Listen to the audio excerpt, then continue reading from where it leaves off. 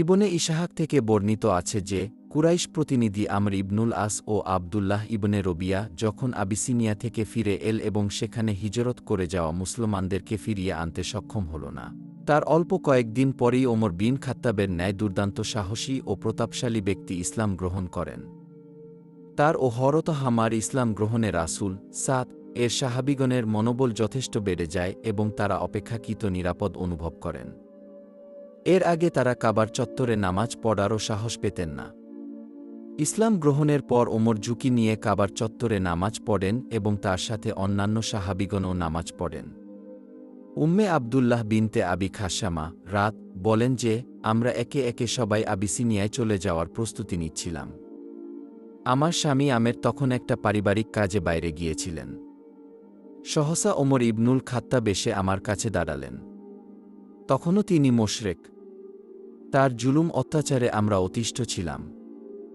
ওমর বললেন, হে উম্মে আবদুল্লাহ, আপনারা বুঝি বিদায় হচ্ছেন?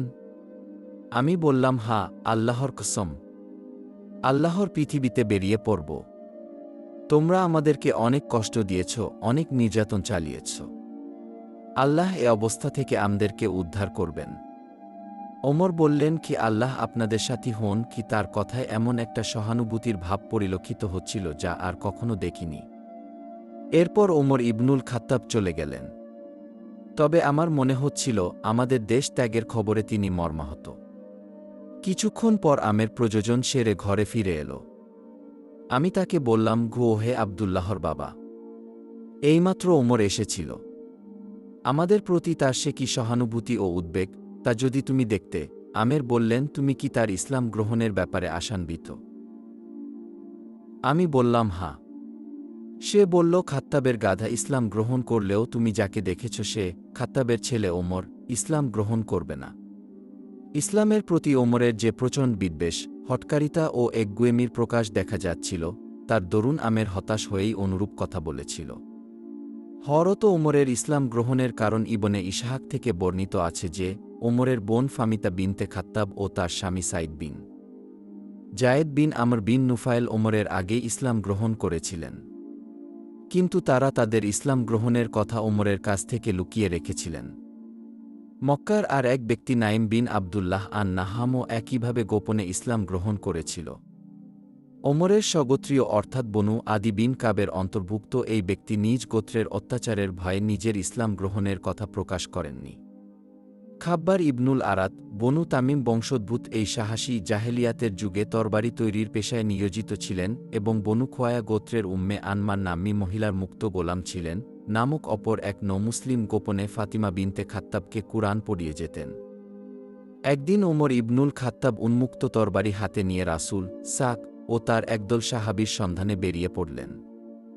তিনি জানতে পেরেছিলেন যে প্রায় 400 জন নারী ও পুরুষ সাহাবীসহ রাসূল সাদ সাফা পাহাড়ের নিকটবর্তী একটা ঘরে সমবেত রয়েছেন। রাসূল রাত এর সাথে তার চাচা হামজা ইবনে আব্দুল মুতালিব, আবু বকর সিদ্দিক বিন আবু কুহাফা ও আলী বিন আবু তালেব সহ এমন কিছু সংখ্যক মুসলমান ছিলেন যারা রাসূল সাদ এর সাথে মক্কায় অবস্থান করছিলেন এবং আবিসিনিয়ায় হিজরতকারীদের সাথে হিজরত করেননি। পথে নাইম বিন আবদুল্লাহর সাথে ওমরের দেখা হল। তিনি বললেন, কোথায় চলেছ ওমর?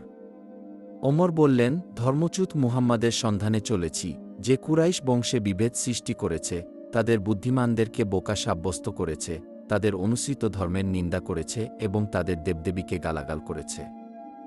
আমি ওকে হত্যা করব কি? নাইম বললেন, ও হে ওমর, আল্লাহর কসম, তুমি আত্মপ্রবঞ্চনার শিকার হয়েছ।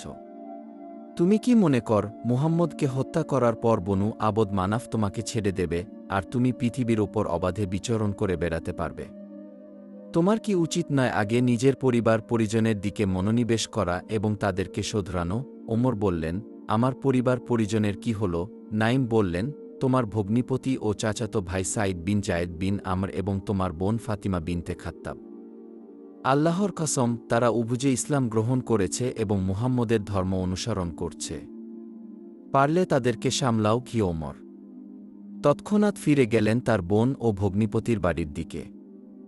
যখন তিনি তাদের কাছে রওনা হলেন তখন তাদের কাছে খাব্বাব ইবনুল আরাত ছিলেন। তিনি তাদেরকে পবিত্র কুরআনের একটি অংশ হাতে নিয়ে পড়াচ্ছিলেন। এই অংশটিতে ছিল সূরা তাহা। ওমরের আওয়াজ শুনে খাব্বাব গা ঢাকা দিলেন। তিনি ঘরের কোনো এক অংশে লুকিয়ে রইলেন। আর ফাতেমা কুরআনের অংশটি নিজের উরুর নিচে চাপা দিয়ে রাখলেন। ঘরের কাছাকাছি পৌঁছার পর ওমর খাব্বাবের পড়ার আওয়াজ শুনেছিলেন। ঘরে ঢুকে তিনি বললেন, একটা দুর্বোধ্য বাণী আবৃত্তি করার আওয়াজ শুনছিলাম। ওটা কি? তারা উবুজে বললেন, না, আপনি কিছুই শোনেননি। কি? ওমর বললেন, নিশ্চয়ই শুনেছি। আর আল্লাহর কসম, এটাও জেনেছি যে তোমরা দুজনে মুহাম্মাদের অনুসারী হয়ে গেছ। কথাটা বলে ভগ্নিপতি সাইদকে প্রবলভাবে জাপটে ধরলেন। তার বোন ফাতিমা বিনতে খাত্তাব স্বামীকে বাঁচাতে ছুটে গেলে তিনি তাকে মেরে জখম করে দিলেন।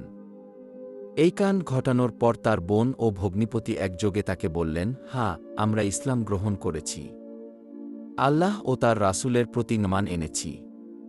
এখন যা করতে চান করুন। কি? ওমর যখন দেখলেন তার বোনের শরীর রক্তাক্ত, তখন অনুতপ্ত হলেন। তিনি স্বীয় বোনকে বললেন, আমাকে এই পুস্তিকাটি দাও, যা এইমাত্র তোমাদেরকে পড়তে শুনলাম। আমি একটু দেখব মুহাম্মদ কি জিনিস নিয়ে এসেছে। কি? ওমর লেখাপড়া জানতেন।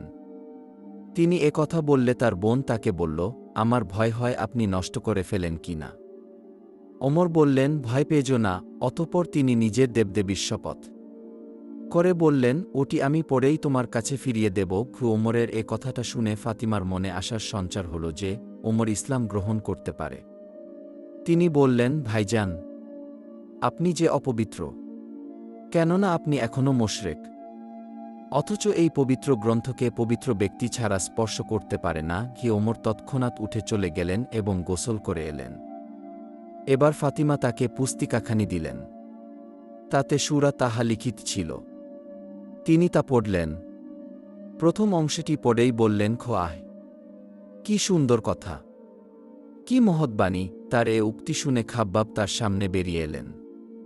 তিনি তাকে বললেন, হে ওমর, আল্লাহর কসম, আমার মনে আশার সঞ্চার হচ্ছে যে আল্লাহ হয়তো আপনাকে তার নবীর দাওয়াত গ্রহণের জন্য মনোনীত করেছেন।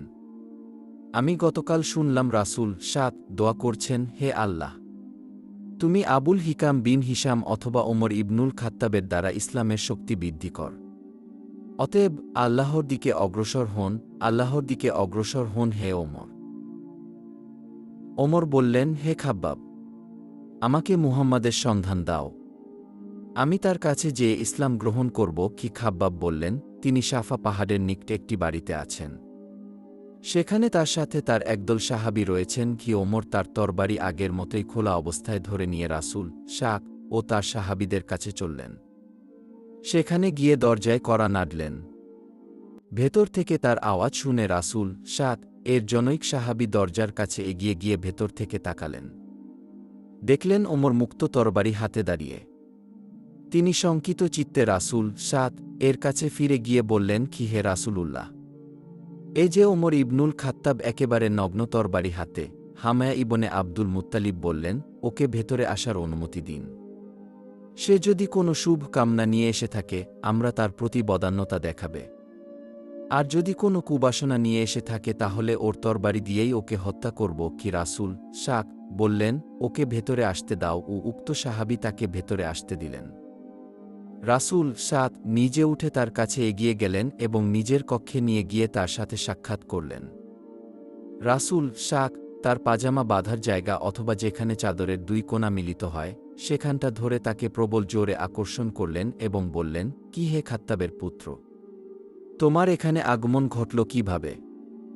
আমার তো মনে হয় আল্লাহ তোমার উপর কোনো বিপর্যয় না নামানো পর্যন্ত তুমি ফিরবে না। কি? ওমর বললেন, হে রাসূলুল্লাহ, আমি আপনার কাছে এসেছি আল্লাহর উপর, তার রাসূলের উপর ও আপনার কাছে আল্লাহর পক্ষ থেকে যা কিছু আসে তার উপর ঈমান আনবার জন্য। কে? কথা শোনামাত্র রাসূল এমন জোরে আল্লাহু আকবার বলে উঠলেন যে ওই ঘরের ভেতরে রাসূল এর যে কয়জন সাহাবী ছিলেন সবাই বুঝলেন যে ওমর ইসলাম গ্রহণ করেছে। এরপর রাসূল এর সাহাবীগণ যার যার জায়গা চলে গেলেন।